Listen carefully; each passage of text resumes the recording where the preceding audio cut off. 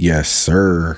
My Trekker, back up in this thing, man. Today, we'll be breaking down some mysterious videos that feel like a fever dream. But before we hop into that, go ahead and spam that like button right now so we can run the numbers up on the algorithm. And you don't even got to think about it later. And if you haven't already, go ahead and hit that sub button too. Sub up, join the family. This is the most lit and active community on YouTube, period. But with that being said, guys, let's hop straight into the video. This man claims to be a messenger sent from God, and he is calling Christians and everyone around the world to follow and obey him. He's claiming to be Al-Mahdi. I mean, he is taking over the internet, and this is just getting out of control. I am Abdullah, the successor of Imam al-Mahdi alayhi salam, the successor of the Comforter Ahmed, the successor of Simon Peter, the successor of Muhammad, the successor of Jesus Christ. I am the true and legitimate Pope. I am the proof upon the Christians. I am the son of the Muslims through my father, and the son of the Christians and the Jews through my mother. Now, O Christians in the East and the West, hear me and obey.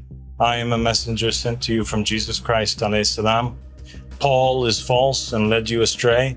The church is corrupt and no longer upholds the law of God, nor does it defend the oppressed. The papacy has been stolen and the rightful heir has been pushed aside. There is no one else but me that you are obliged to obey. May God be a witness that I have proclaimed. I've seen people do some wild things to go viral on social media, but biblical cosplay is next level clout chasing. So I live here in the Central Valley, and it was raining a couple of minutes ago. Can anyone explain the blue water? The cloud seeding program must be stopped. Last month it was raining jelly. This month it's raining Listerine, apparently. At this point, I wouldn't be surprised if next month it started raining Cholula. So I don't ever do this, but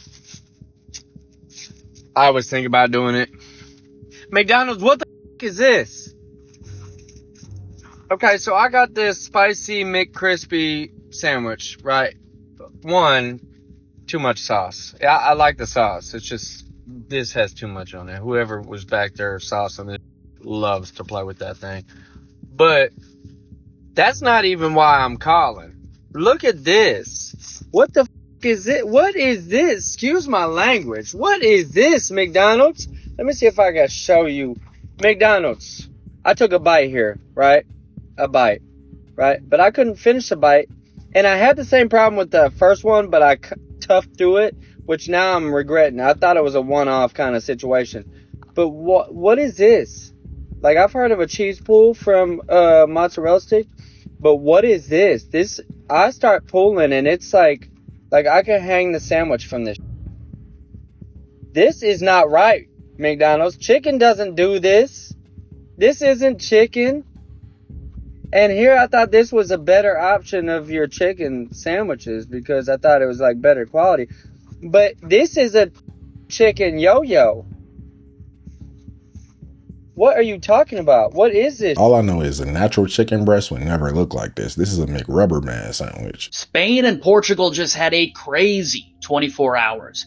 In a story that shows that we probably rely too much on electricity and technology, tens of millions were thrown into darkness when the power failed in the countries. Travel was a mess. Flights weren't happening. People had to get off trains that didn't work. Stores, they couldn't take payments. And phones didn't work. So why did this happen? That's the big question. For now, a cyber attack, that's being ruled out. There was also mention of a strong oscillation in the power flow, and Spain's Meteorological Association said it hadn't noticed unusual atmospheric phenomena or sudden temperature fluctuations. The reason still being looked into. While people took that moment to get outside and have a good time, have fun, and socialize, the question I have is, what if this had lasted longer? It's suspicious that they're ruling out a cyber attack but still don't have an official explanation. This makes me think about all the times that Klaus Schwab and the World Economic Forum have mentioned a major cyber attack that causes massive blackouts, and now here we are. This might have been a test run. Pay insufficient attention to the frightening scenario of a comprehensive cyber attack, which would bring to a complete halt to the power supply, transportation, hospital services, our society as a whole. So riddle me this. Virginia Giuffre, yeah, you know, the Epstein victim, this girl right here, supposedly unalived herself on Friday. But let's just get right into it. This is a public post she put on X. She went on to say, I am making it publicly known that in no way, shape, or form am I, you know what. I have made this known to my therapist and GP. If something happens to me in the sake of my family, do not let this go away and help me protect them. Too many evil people want to see me quieted. Yikes. Now, not only did this girl have to deal with these sickos, she was hit by a bus and had 4 days to live and ended up making it through. So why she would just unalive herself makes absolutely no sense. Giuffre had 3 children, lived with her husband in Perth in Western Australia. But Western Australia police say Giuffre's death is being investigated, but the early indication is the passing is not suspicious. Okay. Then I almost feel like her family was made to put this out there. They went on to say there are no words that can express the grave loss we feel today with the passing of our sweet Virginia. She was heroic and will always be remembered for her incredible courage and loving spirit. In the end, the toll of abuse is so heavy that it became unbearable for Virginia to handle its weight. We know that she is with the angels. Even that doesn't really sit well with me. Like I said, she was involved with these people. And the fact that she lives in Australia, that we all know the British royal family has heavy ties with, makes me not so surprised about what happened. But this tweet is just chilling. It's hard for me to believe that after everything she survived that she would do this to herself. It seems like somebody very powerful wanted to tie up a loose end.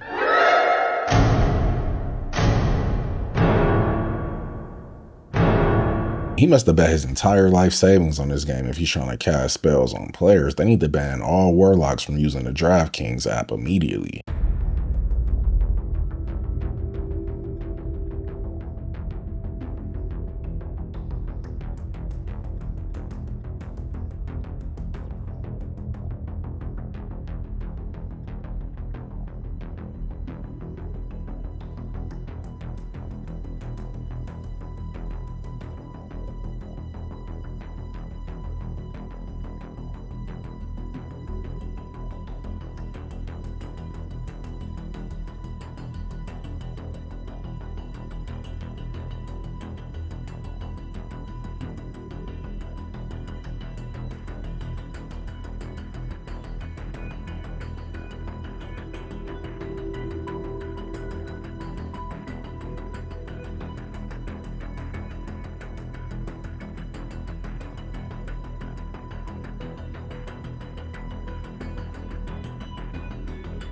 This many celebrities doing the same hidden hand pose is no coincidence. This is the I sold my soul calling card.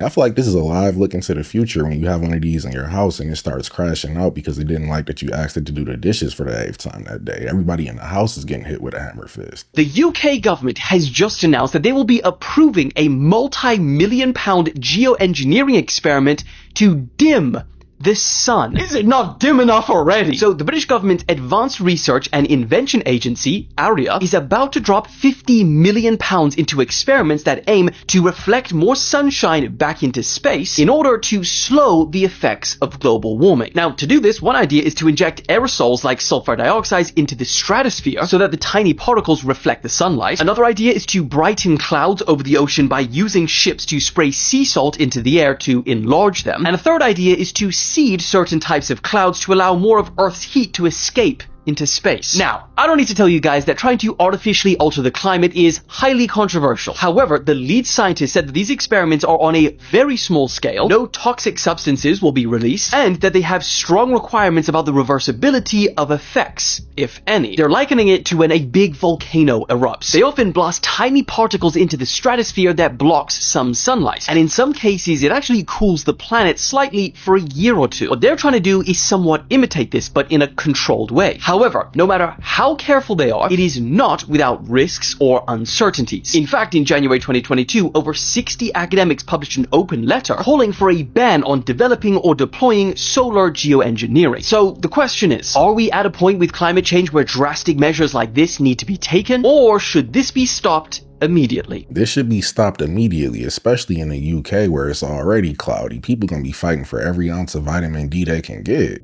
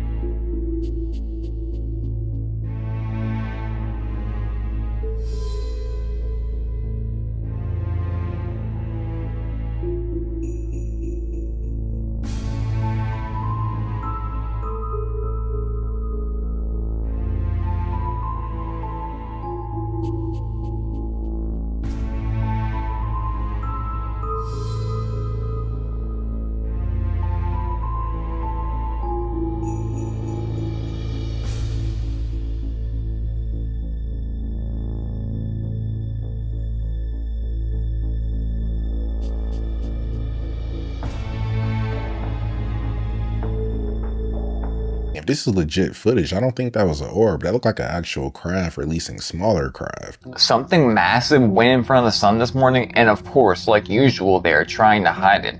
And this whole thing made people look farther into all of their scans, and they find a whole bunch of footage where they're just straight up turning it off when weird things start happening. And it's actually ridiculous because while this stuff was going on, the Schumann frequency at the same exact time was going insane. I mean, it's crazy. We have these solar flares and we have these auroras going crazy where no one ever sees them while these weird planetary bodies are just flying around the sky. And before the simple-minded try to tell me it's a lunar eclipse, yeah, there is no lunar eclipse or partial lunar eclipse this April, and not until September, actually.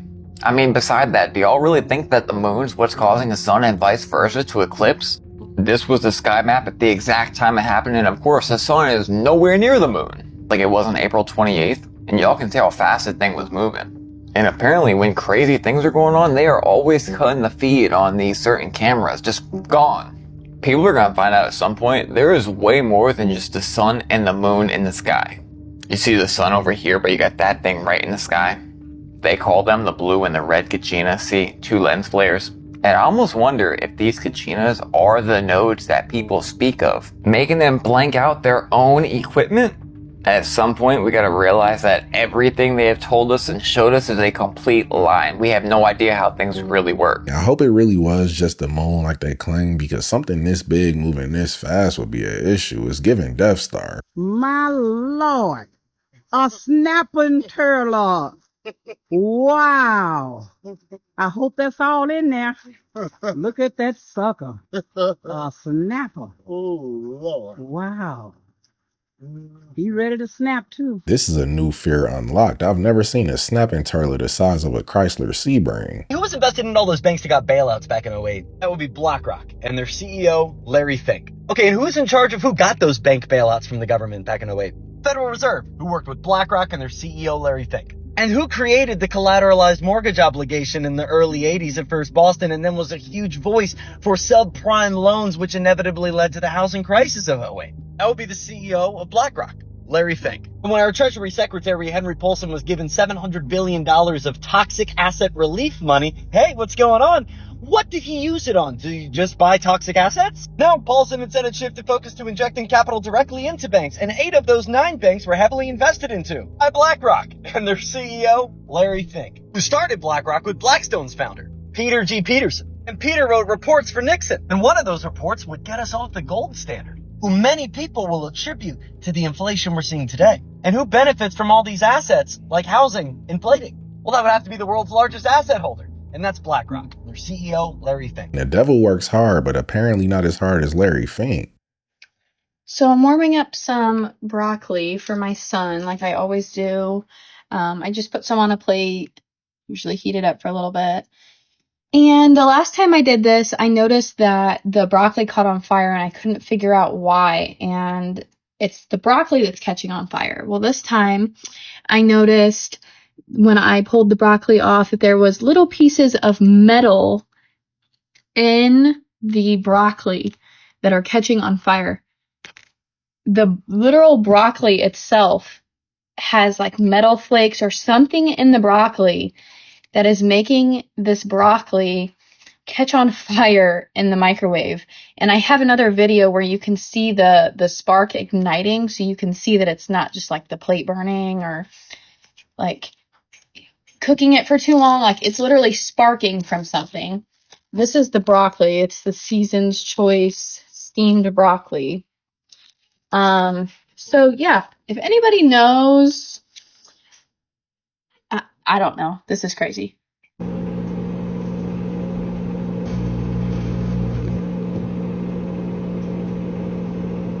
I definitely wouldn't eat broccoli that sparks like this in a microwave. You might as well ball up some Reynolds wrap and eat that. And away we go. So Citibank just had a nationwide outage affecting 200 million Americans. What is going on? Reports say that people can't access their accounts, their checkings, their savings, nothing. And I verified this by going to their website, and it says, we've encountered an issue and we are working to fix the issue. Please return in 10 to 15 minutes. Now, this is coming right off the heels of that massive blackout we had in Europe affecting countries like Spain, Portugal, France, and Belgium. Now, this blackout affected planes, trains, communication, transportation all across these countries. Now, this is all just a coincidence, right? But not so fast, because I may have some answers. Now, would you look at that? So Citibank has something called Citi Token Services. It's used for cash management and trade finance using blockchain and smart contract technology to deliver digital asset solutions for clients, aka crypto. Is it safe to say that this isn't a blackout, but maybe a reset? Just how it was depicted in The Simpsons when I showed you guys this last year in October, where they say it wasn't the end, but a reset. And mind you, Bank of America around this time went down as well. And remember when I showed you guys this movie not too long ago that came out in February called Zero Day about a cyber attack blackout? They always put it in the movies. Not to mention, I also told you guys to watch for this flavor, Baja Midnight, and now we have blackouts. Mountain Dew strikes again. All in all, you guys, they are getting us ready for this new digital system. So if you stay ready, you ain't got to get ready. To all the newbies, don't get left behind. With all this predictive programming about blackouts and outages, it's hard for me to believe that these are just random isolated events. It kind of makes me want to prepare for the worst and get 200 cans of Spam and some batteries. On your second point, I tend to share your views. Nature doesn't like vacuum. And we started working on the digital euro way back. Actually, when I started my term 5.5 years ago.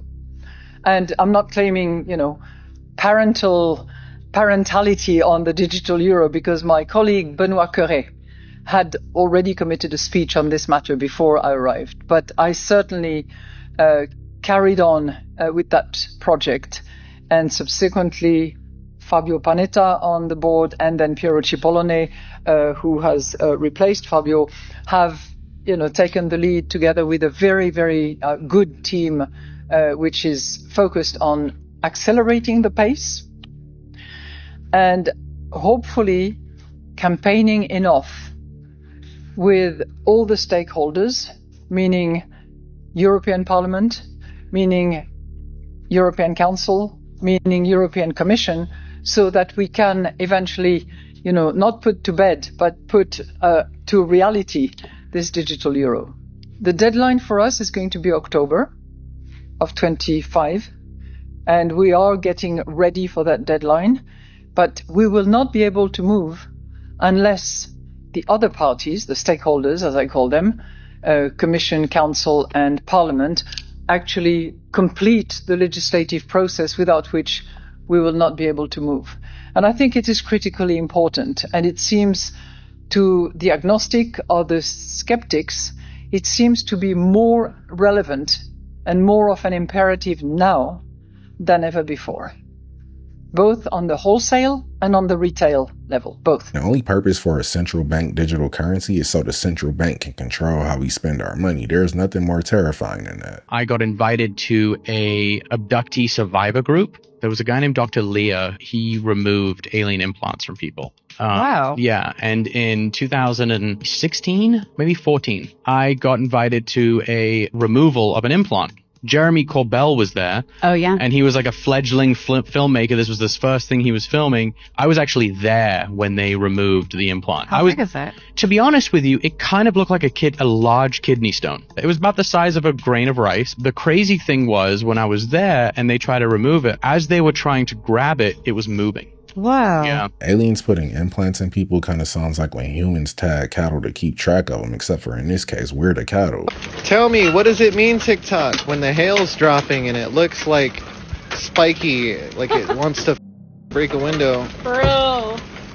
It'll do more than just break a window. If you get hit in the head with this, you're going to be eating your supper through a straw. You know that scene in Terminator 2 where the T-1000 walks through these metal bars and just kind of reforms itself afterwards? Well, researchers in South Korea basically created that. This is a liquid robot that they designed, and you can see it just kind of rolls through these bars and then reshapes itself. It's crazy. They're trying to mimic biology's ability to divide at a cellular level and recombine, and they've come up with this sort of like particle plated liquid robot idea. Here's where these two robots fuse into one. You have the white and the yellow on the right, and they fuse into a black one. This is the robot reshaping itself into this sort of cone shape. And we have a couple more examples. This is the actual liquid itself, but it's really interesting to see this stuff. I can't imagine what sort of use cases are going to come out of this. What do you think? Creating a robot that's pretty much indestructible is counterintuitive. We might actually be the first species in history to self-extinct ourselves. No. What's wrong? Holy shit.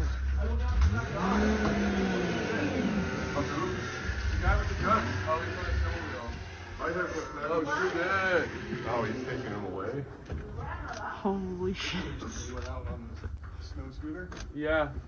Yeah, very brave guy. He just went from being the hunter to the prey real quick. In 1938, there was a gentleman named Harold Burris Meyer, and he was a theatrical designer and a sound engineer. And he began developing techniques that would control the emotional response of audiences and to create mass hysteria. And so from there, you have this Rockefeller-Rothschild alliance. What they were doing is not only were they looking at ways to steer the masses, but they wanted to change the standard tuning of A to 440 hertz. So in 1939, they began funding Joseph Goebbels, who was the Nazi propagandist. And at that time, Joseph Goebbels, he wanted to change the standard tuning of A. And so he organized a meeting in London to do that. And they didn't invite any of the French musicians because they were opposed to 440 hertz. And then the organizers of the conference, they interviewed musicians, the instrument makers, the physicists, and then also the sound engineers.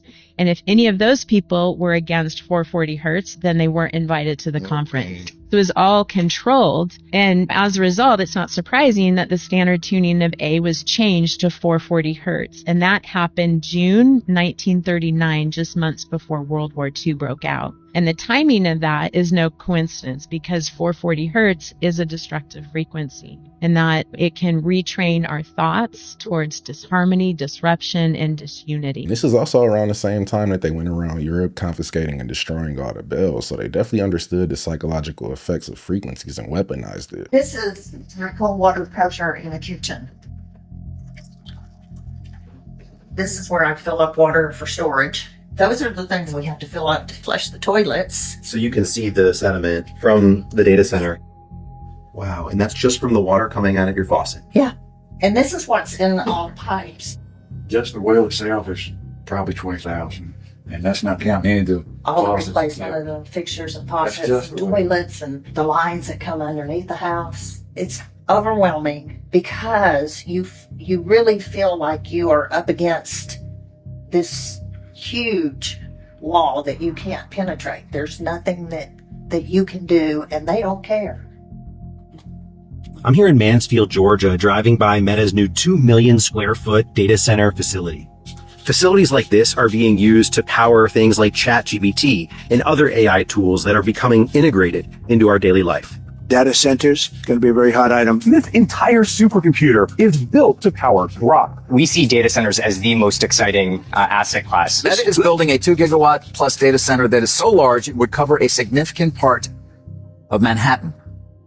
But data centers come with big costs, from light and noise pollution to the environmental impacts to the potential rising costs of energy bills. These facilities put extraordinary demand on the power grid and require entirely new infrastructure. I couldn't live like this. I would force them to fix my water pressure. Every time I needed to use the restroom, I would be at the data center. Mount Kailash. It's in the Tibet Autonomous Region, and it's not even on the top 100 highest mountains. No one, as far as we know, in history has ever summited the mountain. There was these men from Siberia in the late 1900s. They're like, we're going to summit this mountain. And so they started going up, but they realized hours into the journey that they were aging. So their hair and nails had grown within hours that would equate to them being on the mountain for weeks or months at a time. Not even a year after they climbed this mountain, they all died, and their signs of death were old age, but they're all young dudes, like 20s and 30s. This is what's crazy. In the 1990s, Russian and Siberian scientists started publishing wild research papers claiming that Kailash is a gigantic ancient pyramid. So they believe that Mount Kailash is not natural. They argue its perfect geometric shape and cardinal alignments are too precise for nature. And the hypothesis is that it's a massive ancient pyramid, possibly the oldest and largest on Earth. Yeah, that's crazy. And no one has ever officially reached the summit. Yeah, all the 4 major religions around it, they all respect it. They don't agree on their religions, right? But they all agree that there's something to this mountain. If this is true and they started to age as they were hiking it, this might be some sort of portal.